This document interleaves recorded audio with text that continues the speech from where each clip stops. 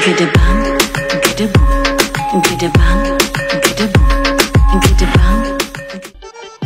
Assalamualaikum dan salam sejahtera. Saya Farhan Afuzah bin Saleh dari kelas 2 Afiat merupakan wartawan bertugas untuk kali ini. Pada 16 April 2025, SMK Zahran Reko telah mengadakan program Majlis Rumah Terbuka Hari Raya Seikhlas Hati Setulus Budi.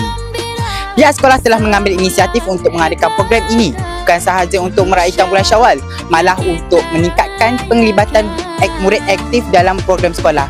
Jom kita ikuti program yang sedang dijalankan. Gedebang, gedebung, gedebang, gedebung, gedebang, gedebung. Pecah perut lenggang-lenggong. Dah bergema suara takbir, tiba sudah hari raya. Adik abang lekas siap, tolong bonda masak serba lengkap. Kini saya bersama salah seorang pelajar yang telah menyertai program ini.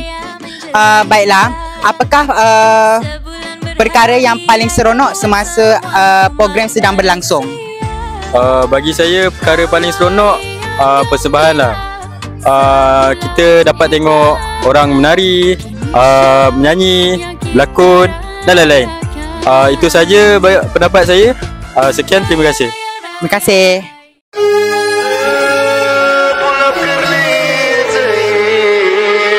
Gedebang, gedebung, gedebang, gedebung, gedebang, gedebung. Pecah perut lenggang-lenggong. Dah bergema suara takbir, tiba sudah hari raya. Adik abang lekas siap, tolong bonda masak serba lengkap. Bagai serai kita serumpun, bagai sirih tersusun. Ada ketupat, ada rendang, nasi himpit.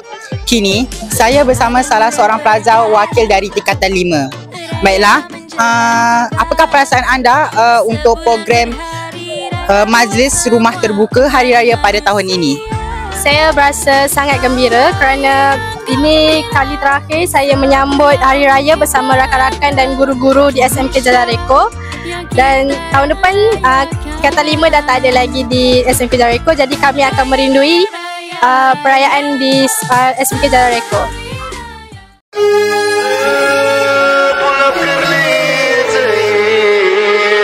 Gedebang, gedebung, gedebang, gedebung, gedebang, gedebung. Pecah perut lenggang-lenggong. Dah bergema suara takbir, tiba sudah hari raya. Adik abang lekas siap, tolong bonda masak serba lengkap. Bagai serai kita serumpun, bagai sirih. Akhir sekali, saya bersama salah seorang pelajar dari tingkatan 4. Baiklah, apakah objektif utama untuk sambutan Hari Raya pada hari ini?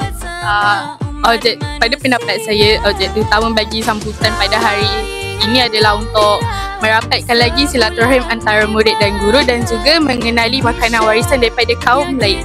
Okay, terima kasih. Terima kasih.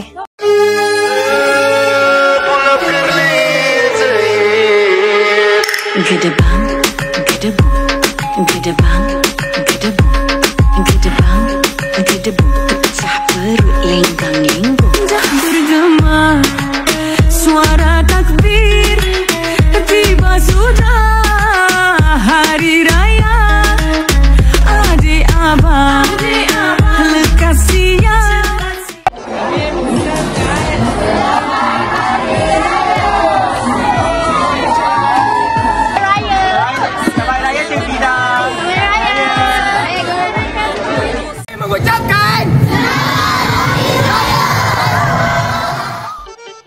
Semoga program yang menarik ini dapat dijalankan lagi pada tahun-tahun yang akan datang. saya akhiri bicara saya dengan serangkap pantun. Pergi ke kedai membeli santan, santan diletak di atas peti. Salah dan silap harap dimaafkan, jangan disimpan di dalam hati. Bulan ibadah kini syawal